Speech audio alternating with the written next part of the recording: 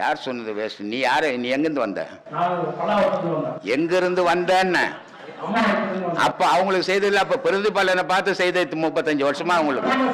சரி, நீ அதை எதிர்பார்க்கவே கூடாது. உன்னை எதிர்பார்த்தா உன்னை குழந்தையில சோறு ஊட்டினாங்க. அப்போ எதை வச்சு சோறு ஊட்டினாங்க உனக்கு? உனக்கு ஏன் சோறு போட்டு வளர்க்கணும்? உனக்கு ஏன் பால் கொடுத்து வளர்க்கணும்? உனக்கு ஏன் கொசு கிடைக்குமா எறும்பு கிடைக்குமான்னு உன்னை ஏன் வளர்த்தாங்க அவங்க? கடமை, உன் கடமை சோறு போட வேண்டிய எதிர்பார்க்க கூடாது. அவன் தான் புள்ள.